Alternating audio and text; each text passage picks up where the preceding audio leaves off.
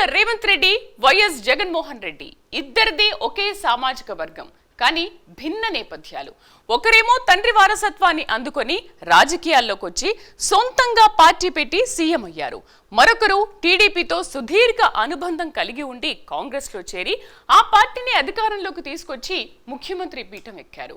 ఇద్దరు పట్టుదలతో తమ పార్టీలను అధికారంలోకి తీసుకొచ్చారు. అయితే గతంలో జగన్ సీఎంగా ఉన్నప్పుడు చేసిన తప్పిదాన్ని ఇప్పుడు రేవంత్ రెడ్డి కూడా చేస్తున్నారనే అభిప్రాయాలు వినిపిస్తున్నాయి. ఇక ఇద్దరు ఎన్ని ఆటంకాలు వచ్చినా తమకు నచ్చిన పని చేసుకుంటూ ముందుకెళ్లే స్వభావం ఉన్న నేతలే. అదే వీరి బలం, అదే వీరి బలహీనతగాను మారిందా? జగన్ చేసిన ఎలాంటి తప్పిదాలను రేవంత్ చేస్తున్నారు చూద్దాం.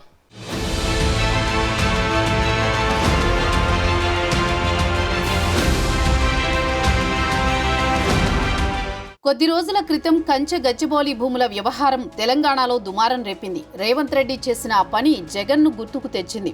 జగన్ అధికారంలో ఉన్నప్పుడు 3 రాజధానుల ప్రతిపాదనను తెరపైకి తెచ్చి విశాఖపట్నాన్ని ఎగ్జిక్యూటివ్ క్యాపిటల్ గా ప్రకటించారు. మరోసారి అధికారంలోకి వస్తే విశాఖ నుంచే పాలనా వ్యవహారాలు చక్కబెట్టాలని జగన్ భావించారని, అందుకే పచ్చని ఋషికొండపై ప్యాలెస్లు నిర్మించారని చెబుతూ ఉంటారు. గతంలో ఋషికొండ విషయంలో జగన్ చేసిన తప్పే కంచెగచ్చబౌలి విషయంలో రేవంత్ రెడ్డి చేస్తున్నారని, ఆయన ప్రకృతి విధ్వంసానికి పాల్పడుతున్నారనే అభిప్రాయాలు వ్యక్తమయ్యాయి.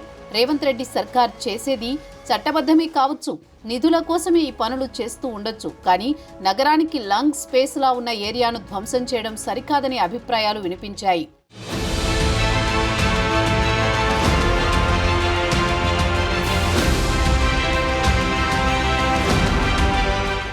మరోవైపు కాళేశ్వరం లిఫ్ట్ ఇరిగేషన్ ప్రాజెక్టుపై ప్రభుత్వం జస్టిస్ పీసీ ఘోష్ కమిషన్ ఏర్పాటు చేసింది. విచారణలో భాగంగా కమిషన్ ఎదుట సోమవారం బీఆర్ఎస్ సీనియర్ నేత మాజీ మంత్రి హరీష్ రావు హాజరయ్యారు. కేసీఆర్ కేబినెట్లో ఇరిగేషన్ శాఖ మంత్రిగా హరీష్ రావు పనిచేసిన విషయం తెలిసిందే. ఇప్పటికే కాళేశ్వరం ప్రాజెక్టుపై Harish Rao power point presentation ఇచ్చారు.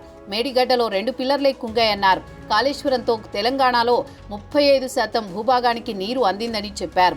కేసీఆర్ హయాంలో ఆర్థిక, వైద్య, ఇరిగేషన్ శాఖల మంత్రిగా పనిచేసిన హరీష్ రావుకు తెలంగాణ వ్యాప్తంగా అనుచర గణం ఉంది. విచారణ పేరుతో హరీష్ రావును ఇబ్బంది పెడుతున్నారనే సంకేతాలతో పార్టీలకు అతీతంగా రేవంత్ సర్కారుపై వ్యతిరేకత పెంచే అవకాశం కనిపిస్తోంది.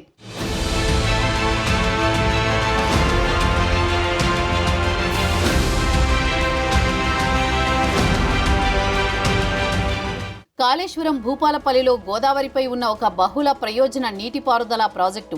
తెలంగాణలోని కాళేశ్వరం లిఫ్ట్ ఇరిగేషన్ ప్రాజెక్టులోని 3 బ్యారేజీలు మేడిగడ్డ, అన్నారం మరియు సుందిళ్లలో కోలుకోలేని నష్టం జరిగిందని జాతీయ ఆనకట్ట భద్రతా అథారిటీ నిర్ధారించింది. దీని భద్రత, విశ్వసనీయత మరియు భవిష్యత్తుపై ప్రశ్నలు తలెత్తుతున్నాయి. 2020 అక్టోబర్లోనే నేషనల్ గ్రీన్ ట్రిబ్యునల్ తాగునీటి సరఫరా భాగం మినహా కాళేశ్వరంపై పని నిలిపివేయాలని తెలంగాణ ప్రభుత్వాన్ని ఆదేశించింది.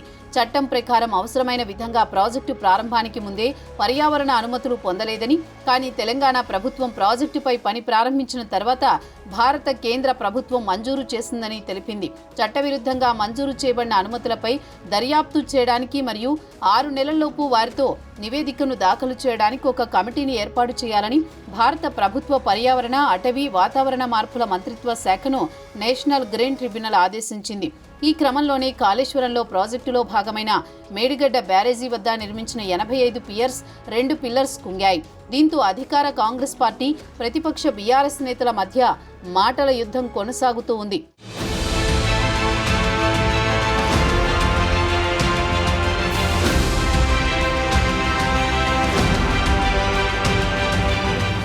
తాజాగా తెలంగాణ భవన్లో మాజీ మంత్రి బీఆర్ఎస్ సీనియర్ నేత హరీష్ రావు కాళేశ్వరం ప్రాజెక్టుపై పవర్ పాయింట్ ప్రజెంటేషన్ ఇచ్చారు. ఈ సందర్భంగా హరీష్ రావు మాట్లాడుతూ కాంగ్రెస్ ప్రభుత్వంపై ఆగ్రహం వ్యక్తం చేశారు. కాళేశ్వరం ప్రాజెక్టుపై ముఖ్యమంత్రి రేవంత్ రెడ్డి, కాంగ్రెస్ నేతలు దుష్ప్రచారం చేస్తున్నారని అన్నారు. ఎన్నో త్యాగాలతో, పోరాటాలతో రాష్ట్రాన్ని సాధించామని, అధికారంలో ఉన్నా, ప్రతిపక్షంలో ఉన్నా రాష్ట్ర ప్రయోజనాల కోసమే పనిచేయాలని అధినేత కేసీఆర్ మాకు ఎప్పుడూ చెబుతుంటారని హరీష్ రావు తెలిపారు. కాళేశ్వరం ప్రాజెక్టు జీవాధారం కేవలం రాజకీయ లబ్ధి కోసమే కాంగ్రెస్ ప్రభుత్వం కాళేశ్వరం ప్రాజెక్టును మరమ్మతులు చేయకుండా తాత్సారం చేసే ప్రయత్నం చేస్తుందని హరీష్ రావు విమర్శించారు.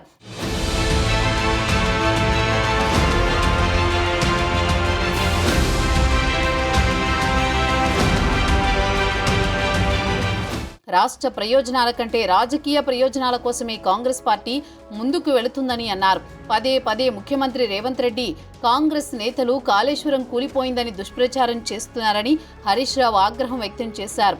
వాస్తవానికి కాళేశ్వరం అంటే 3 బ్యారేజీలు, 15 రిజర్వాయర్లు, 19 సబ్స్టేషన్లు, 21 పంప్ హౌజులు, 203 కిలోమీటర్ల సొరంగాలు, 1531 కిలోమీటర్ల గ్రావిటీ కెనాల్స్, 98 కిలోమీటర్ల ప్రెజర్ మెయిన్స్, 141 టీఎంసీల సామర్థ్యం కలిగిన రిజర్వాయర్లు, 530 మీటర్ల ఎత్తు నీటిని ఎత్తిపోసేటువంటి వ్యవస్థ, 240 టీఎంసీల నీటి వినియోగమని హరీష్ రావు చెప్పారు. మొత్తం కాళేశ్వరంలో 3 బ్యారేజీలు ఉన్నాయని, వాటిలో మేడిగడ్డ, సుందిళ్ల, అన్నారం. మేడిగడ్డ బ్యారేజీలో 85 పిల్లర్స్, సుందిళ్ల బ్యారేజీలో 74 పిల్లర్స్, అన్నారం బ్యారేజీలో 64 పిల్లర్స్ ఉన్నాయని చెప్పారు. మేడిగడ్డ బ్యారేజీలో 2 పిల్లర్స్ మాత్రమే కుంగాయని, ప్రభుత్వం మొత్తం కాళేశ్వరమే కుప్పకూలిందని దుష్ప్రచారం చేస్తోందని హరీష్ రావు విమర్శించారు. మొత్తం 85 పిల్లర్స్ ఉన్నాయని, ఒక బ్లాక్ తొలగించాల్సి వచ్చినప్పుడు మాత్రమే మొత్తం బ్యారేజీ ఇంపాక్ట్ అవుతుందన్నారు. కేవలం 2 పిల్లర్స్ వల్ల బ్యారేజీకి ఎలాంటి ఇబ్బంది ఉండదని హరీష్ రావు చెప్తున్నారు.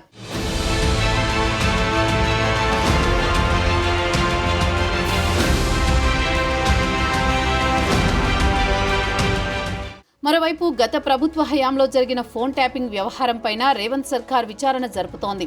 స్పెషల్ ఇంటెలిజెన్స్ బ్యూరోలోని స్పెషల్ ఆపరేషన్ టీం కేంద్రంగా ఫోన్ ట్యాపింగ్ వ్యవహారం జరిగింది. ఎస్ఐబికి ఓఎస్డీ హోదాలో ప్రభాకర్ రావు ఉన్నా ఈ విభాగం ప్రధాన ఇంటెలిజెన్స్లో అంతర్భాగమే. దీనికి అదనపు డీజీపీ లేదా ఐజీ స్థాయి అధికారులు బాసులుగా ఉంటారు. విదేశాల నుంచి ఎలాంటి నిఘా వస్తువులు కొనుగోలు చేయాలన్నా ఖచ్చితంగా నిఘా విభాగాధిపతితో పాటు డీజీపీ అనుమతి తప్పనిసరి. కానీ ఫోన్ ట్యాపింగ్ విషయంలో ఉన్నతాధికారులకు సమాచారం ఇవ్వలేదన్న ఆరోపణలున్నాయి. ఇప్పటి వరకు వెలుగులోకి వచ్చిన అంశాలు నిందితులుగా ఉన్న పోలీసు అధికారుల వాంగ్మూలాలను బట్టి ఫోన్ ట్యాపింగ్ వ్యవహారం మొత్తం ఎస్ఐబి మాజీ చీఫ్ ప్రభాకర్ రావు నేతృత్వంలో సాగినట్టు విచారణలో తేలింది. దర్యాప్తు అధికారులు సైతం ప్రస్తుతానికి ఇంతవరకే పరిమితమవుతున్నారు. ఈ నేపథ్యంలో ఇప్పటి వరకు అరెస్టైన పోలీసులతో పాటు ప్రభాకర్ రావు విచారణకు హాజరయ్యారు. కాబట్టి ఉన్నతాధికారులకు తెలిసే ఈ వ్యవహారం జరిగిందని, ఆయన చెబితే వారికి నోటీసులు ఇవ్వక తప్పదని అభిప్రాయం వ్యక్తమవుతోంది. 14 నెలలుగా అమెరికాలో ఉన్న ప్రభాకర్ రావు వ్యవహారం ఎట్టకేలకు హైదరాబాద్కు వచ్చారు. ముందస్తు బెయిల్ ఇస్తేనే హైదరాబాద్కు వస్తా అంటూ ఆయన హైకోర్టుకు వెళ్లారు. హైకోర్టు సమ్మతించలేదు. దీంతో సుప్రీంకోర్టుకు వెళ్లారు. అక్కడ ఊరట లభించింది. మేము చెప్పే వరకు ఆయన్ను అరెస్ట్ చేయొద్దంటూ సుప్రీంకోర్టు తీర్పు ఇవ్వడంతో ఆయన హైదరాబాద్కు రిటర్న్ అయ్యారు.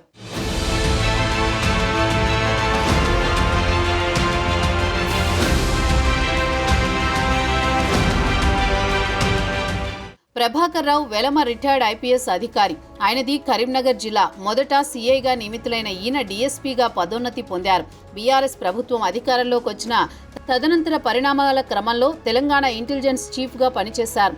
ఆయన కింద సిరిసిల్ల డీఎస్పీగా ఉన్న ప్రణీత్ రావు ఎస్ఐబి చీఫ్గా నియమించారు. ప్రణీత్ కింద రాధాకిషన్ వంటి అధికారులు గ్రౌండ్ లెవెల్లో వర్క్ చేసేలా ఒక ఆర్డర్ సెట్ చేశారు. ప్రభుత్వం మారాక ప్రణీత్ తన ఆఫీసులో ఈ ఫోన్ ట్యాపింగ్ మెటీరియల్ మొత్తం ధ్వంసం చేసే యత్నం చేయడంతో మొదలైంది కేసు. 2023 డిసెంబర్ 4న ఆయన పనులు చేయగా ఆనాటి ప్రత్యర్థి వర్గాల వారైన రాజకీయ, సినీ, వ్యాపార ప్రముఖులు మాట్లాడే మాటలు వినడం, ఆ సమాచారం ద్వారా వారి ఆర్థిక మూలాలను కట్టడి చేయడం, అలా రేవంత్ రెడ్డి ఇంటి ముందు 200 మీటర్ల పరిధిలో తిరుగుతూ ఆయన మాట్లాడిన ప్రతి మాటను విన్నట్టుగా తెలుస్తోంది.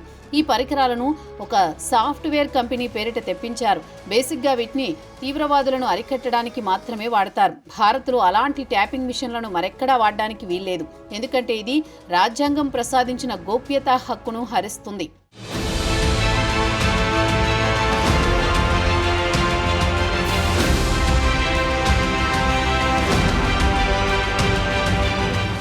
ప్రస్తుతం తెలంగాణలో జరుగుతున్నది చట్టబద్ధమైన విచారణే. తప్పు చేసిన వారు శిక్ష అనుభవించక తప్పదు. కానీ ఇప్పటికే పార్టీలో రేగిన అసంతృప్తి, నిధుల లేమితో, పథకాల కొరతతో సర్కారు సతమతమవుతుంది. ఇలాంటి పరిస్థితుల్లో ప్రజల్లో ఉన్న వ్యతిరేకతను ప్రతిపక్షాలు ఖచ్చితంగా ఉపయోగించుకునే వ్యూహాల్లో ఉన్నాయి. అదే జరిగితే రేవంత్ సర్కారు ప్రజలను విస్మరించి కక్షపూరితంగా వ్యవహరిస్తోందని ప్రజలు నమ్మే ప్రమాదమూ ఉంది.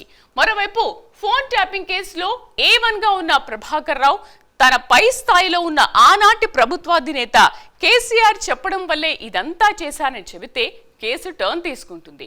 దీంతో ఇటు కాళేశ్వరం దెబ్బ, అటు ఫోన్ ట్యాపింగ్ దెబ్బ ఒకేసారి గులాబీ బాస్ గూబ గుయ్యు అనిపించడం ఖాయం. మరి ప్రభాకర్ రావు అలా చెప్పే అవకాశం ఉందా, లేక తన ఐపీఎస్ బుర్రంతా వాడి తప్పించుకుంటారా? 14 నెలలు అమెరికాకు క్యాన్సర్ చికిత్స నెపంతో వెళ్లి అక్కడ ఏం ప్లాన్ చేసి ఉంటారో అన్నది తేలాల్సి ఉంది.